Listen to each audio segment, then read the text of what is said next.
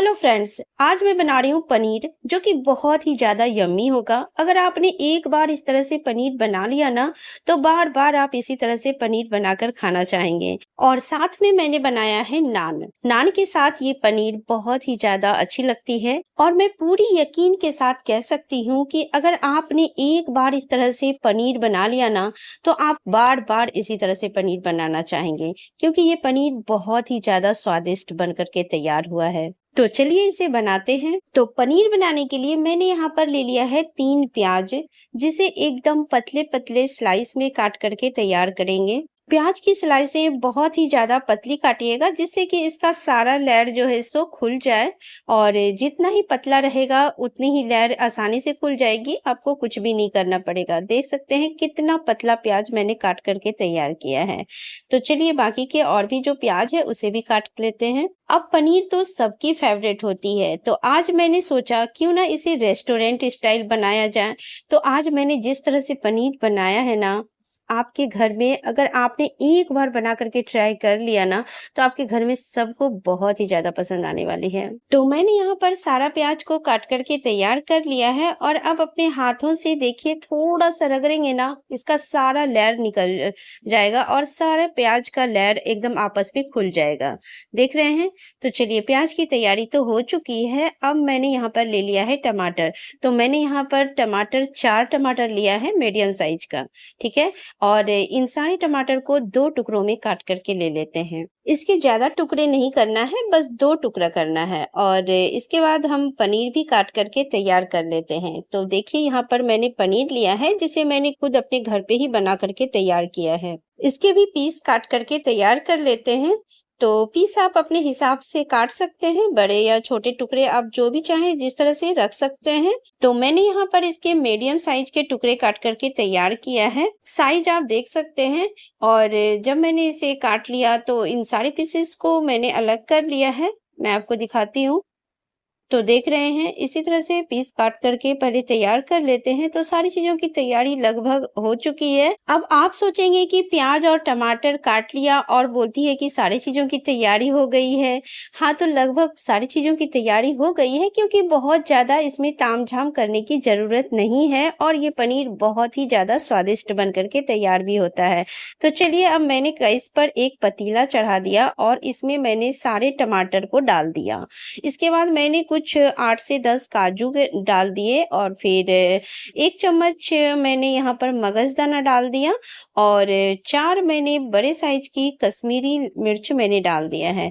और फिर मैंने इसे बॉईल कर लिया है, अच्छी तरह से मैंने इसे पका लिया है 5 मिनट के लिए। जब 5 मिनट ये पक गया, फिर मैंने उसे उतार करके साइड में रख दिया है ठंडे होने के लिए।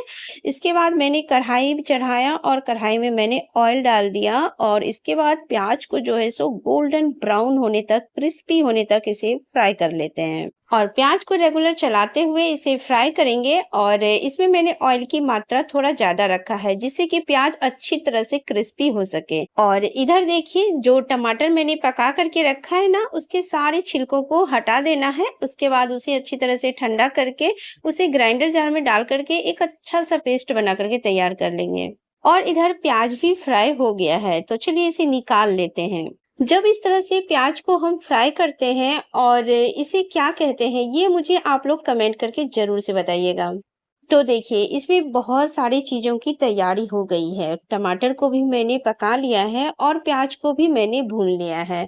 और जो कढ़ाई में ये ऑयल बच गया है, इसी ऑयल में अब हम आगे की प्रोसेसिंग करेंगे।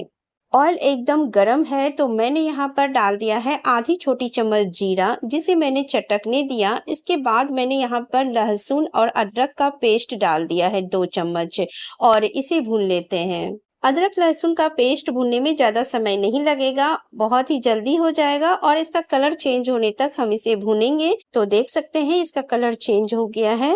अब मैं यहाँ पे डाल रही हूँ जो मसाले टमाटर के मैंने तैयार किए थे ना, तो उसका मैंने पेस्ट बना लिया और इसे मैंने डाल दिया है। टमाटर पहले से पका हुआ है तो इसमें बहुत ज़्यादा समय नहीं लगेगा और 2 मिनट इसे हम पकाएँगे। तो मिक्सर जार में और भी जो लगे हुए थे पेस्ट उसमें मैंने थोड़ा पानी डाल कर के उसे भी मैंने ले लिया है और इसके बाद इसमें बाकी के कुछ मसाले डाल देते हैं। जैसे कि मैंने यहाँ पे डाल दिया है धनिया, जीरा और रेड मिर्च तीखी वाली मैंने यहाँ पे थोड़ा-सा डाला है, अपने स्वाद के अकॉर्डिंग आप डालिए। फिर मैंने यहाँ पर हल्दी पाउडर आधी छोटी चम्मच मैंने डाला। इसके बाद मैंने यहाँ पर काली मिर्च एकदम फ्रेश कूटी हुई मैंने डाला है। 1 चम्मच नमक और आधी चम्मच मैंने यहाँ पर गरम मसाला डाल दिया है। सारा मसाला मैंने इसलिए यहाँ पे दे दिया क्योंकि बाकी के जो मसाले थे टमाटर वगैरह सब तो पहले से ऑलरेडी पके हुए हैं ना, तो इसे पकने में बहुत ज़्यादा समय नहीं लगेगा। तो ये सारे मसाले बहुत ही जल्दी पक कर के तैयार हो जाएँगे। तो इसे भी मैंने 2 मिनट के लिए भून लिया बाकी के मसाले डालने के बाद और टेस्ट को बैलेंस बनाने के लिए मैंने थोड़ा-सा चीनी डाल दिया है, बहुत ज़्यादा नहीं डालेंगे, बस थोड़ा-सा डालना है। इसके बाद देख रहे हैं मसालों का कलर कितना अच्छा आया है ना? मसाले भी भून गए हैं। तो चलिए यहाँ पे अब मैं इसमें डाल रही हूँ जो प्याज को भून करके रखा था ना, उसे डाल देते हैं ऊपर से। तो चलिए प्याज भी भुनी हुई है और टमाटर भी पके हुए हैं, बहुत सारे मसाले तो ऑलरेडी पक चुके हैं।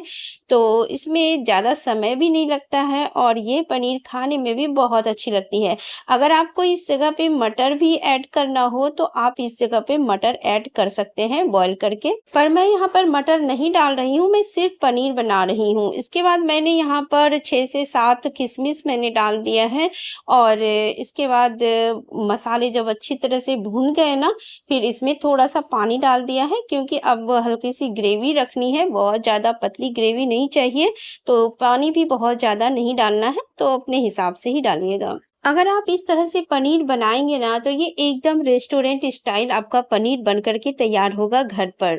बल्कि मैं तो कहूँगी कि रेस्टोरेंट से भी ज़्यादा अच्छी पनीर आपके घर पर बन कर के तैयार होगा क्योंकि हम ना इसमें सारी चीज़ें फ्रेश डालते हैं और सारी चीज़ें हम खुद घर पे बनाते हैं। तो ग्रेवी में जब बॉयल आ गई ना, इसके बाद मैंने यहाँ पर पनीर को डाल दिया और इसे मैंने मिक्स कर लिया है। अब मैं यहाँ पे डाल रही हूँ भुनी हुई क्रश किए हुए कसूरी मेथी। अगर आपके पास भुना हुआ नहीं है तो हल्का सा उसे रोस्ट कर लीजिए और फिर उसे आप क्रश कर लीजिए अपने हाथों से और फिर आप उसे डाल दीजिए। तो मैं यहाँ पे तैयारी करके पहले से रखती हूँ, तो मैंने यहाँ पे आधी छोटी चम्मच मैंने भुना हुआ कसूरी मेथी डाल दिया और फिर मैंने यहाँ पे डाल दिया धनिया पत्ती। इसके बाद मैंने एकदम फ्रेश क्रीम मैंने इसके ऊपर डाल दिया और फिर मैंने ढक्कन से ढक करके फ्लेम को लो कर दिया और इसे मैंने 5 मिनट के लिए अच्छी तरह से पका लिया है और देख लीजिए बन करके तैयार हो गया ना, एकदम रेस्टोरेंट स्टाइल। ये पनीर बनाने में भी बहुत ज़्यादा कोई परेशानी नहीं है, बहुत ही जल्दी बन करके तैयार हो जाता है और रेस्टोरेंट जैसा स्वाद भी देता है। ये पनीर बहुत ही ज़्यादा पसंद आएगी आप लोगों को अगर आपने एक बार बना करके ट्राई किया तो मैंने यहाँ पर गैस की फ्लेम को बंद कर दिया है और पनीर अब बन करके तैयार हो गया है। तो मैं इसे आपको थोड़ा सर्व करके भी दिखाती हूँ। तो मैंने यहाँ पर प्लेट में पनीर को ले लिया है और ऊपर से हम इसमें डाल देंगे एकदम फ्रेश क्रीम थोड़ा-सा। तो लीजिए पनीर बन करके तैयार हो चुका है। तो चलिए अब बनाते हैं हम यहाँ पर नान। नान के साथ ये पनीर खाने में बहुत ही ज़्यादा अच्छी लगती है। तो अब मैं बना रही हूँ नान। नान बनाने के लिए मैं यहाँ पे सारी चीज़ों को मेजरमेंट करके लूँगी। तो देखिए हर चीज़ों की मेजरमेंट मैं आपको दिखाती हूँ। तो मैंने यहाँ पर कोई भी आप कप सेलेक्ट कर लीजिएगा कुछ भी। इसके बाद जिस भी कप से आप या बर्तन से कटोरी गिलास जो भी हो उससे अगर आप डालेंगे तो 1 कटोरी मैंने यहाँ पे दही लिया और 1 कटोरी मैंने यहाँ पे दूध लिया। ठीक है, दोनों चीज़ों को मैंने बराबर इक्वल मात्रा में मैंने लिया है। इसके बाद मैंने यहाँ पे चम्मच आपने देखा उसे मैंने 4 चम्मच ऑयल डाल दिया। फिर मैंने इसमें डाल दिया है 2 चम्मच चीनी और 1 चम्मच नमक और छोटी चम्मच से मैंने यहाँ पर ले लिया है बेकिंग पाउडर। ठीक है, और उसी चम्मच से आप हाफ कर दीजिएगा एकदम बेकिंग सोडा लीजिएगा। तो बेकिंग पाउडर जितने मात्रा में आप लेंगे उसका आधी मात्रा में आपको बेकिंग सोडा डालना है। अब मैंने यहाँ पे सारी चीजें ले लिया है। इसके बाद मैंने इसे अच्छी तरह से मिक्स कर लिया, सबको मिक्स कर लिया है। फिर जिस मेजरमेंट कटोरी से मैंने यहाँ पर दही दूध लिया था ना, उसका एकदम डबल कर दीजिएगा आटा लेने के लिए। चाहिए। मैं यहाँ पे आटा का नान बना रही हूँ। आप चाहें तो सिर्फ आटा या फिर आप मैदे से सिर्फ बना सकते हैं। तो मैंने यहाँ पर जो मेजरमेंट कटोरी आपको दिखाया था दही और दूध लेने के लिए, तो उसी मेजरमेंट कटोरी से मान लीजिए कि मैंने यहाँ पे 2 कटोरी आटा लिया और 1 कटोरी मैंने मैदा लिया। और मैदा को मैंने थोड़ा छन्नी से छान करके ले लिया है। इसके बाद जो मैंने यहाँ पे आपको मेजरमेंट दिखाया ना, इसके में मुझे कुछ भी मतलब अलग से थोड़ा बहुत भी पानी भी बिल्कुल भी नहीं डालना पड़ा और एकदम परफेक्ट मेजरमेंट था। तो आटा और मैदा आप चाहें तो सिर्फ आटा का बना लीजिए या फिर आप चाहें तो सिर्फ मैदा से बना लीजिए। और आप चाहें तो जिस तरह से मैंने बनाया है ना, दोनों को मिक्स करके आप दोनों को मिक्स करके भी बना सकते हैं। तो इस जो मेजरमेंट मैंने आपको बताया, अगर आपने इतना मेजरमेंट करके अगर आपने सही से डाल दिया तो आपको इसमें कुछ भी नहीं डालना पड़ेगा और एकदम परफेक्ट मेजरमेंट रहा। जब मैंने आटा को लगा लिया, इसके बाद मैंने इसमें ऊपर से थोड़ा-सा ऑयल डाल कर के हाथ में लेकर के मैंने इसमें लगा दिया है, जिससे कि ये डो सूखेगा नहीं और फिर मैंने इसे ढक करके मैंने इसे 15 मिनट के लिए रेस्ट करने के लिए छोड़ दिया। 15 मिनट के बाद एक लोई बनाएँगे, थोड़ी बड़ी साइज़ में बनाइएगा। तो जिस तरह से आप देख रहे हैं थोड़ा बड़ा साइज़ है, इसी तरह से लोई बना लेना है। इसके बाद इसे बेलेंगे, तो बहुत ज़्यादा बेलना नहीं है, पहले थोड़ा-सा मैंने बेल लिया और मैं यहाँ पे थोड़ा-सा अलग कर रही हूँ, तो मैंने यहाँ पे ना काला तिल हल्का-सा लगा दिया है और कसूरी मेथी मैंने इस पे डाल दिया है। मेरे पास धनिया पत्ती अब नहीं था, तो मैंने यहाँ पे कसूरी मेथी डाला है, ये भी बहुत अच्छा फ्लेवर देता है। इसके बाद इसमें मैंने थोड़ा-सा आटा लगाया और इसे बेल लिया है। और इसे बहुत पतला नहीं बेलेंगे, थोड़ा मोटा रखेंगे। तो साइज़ आप देख रहे हैं, इसी साइज़ का आपको बेल करके तैयार करना है और इसे बहुत ज़्यादा पतला नहीं बेलना है। उसके बाद पीछे साइड से पलट करके मैंने उसमें पानी लगा दिया और इसके बाद मैंने यहाँ तवा पर उसे डाल दिया, जिससे कि पानी लगा हुआ था ना, तो ये तवा में अच्छी तरह से चिपक गया। फिर इसे पलट करके अच्छी तरह से सेंक लेना है और सेंकने के बाद मैं आपको दिखाती हूँ। देखिए, नान कितना अच्छा बन कर के तैयार हो गया है। तो ये मैंने फर्स्ट नान बनाया था जो कि बहुत ज़्यादा फुला नहीं है, पर कोई बात नहीं है, ये बहुत ही सॉफ्ट है। मैं आपको दूसरा बना कर के दिखाती हूँ। तो देखिए, मैंने यहाँ पर उसी तरह से बेल करके तैयार किया है और नीचे की साइड मैंने पानी लगा दिया था, जिस तरह से मैंने आपको दिखाया था ना उसी तरह से, और तवा पे इसे मैंने जब डाला तो ये चिपक जाता है।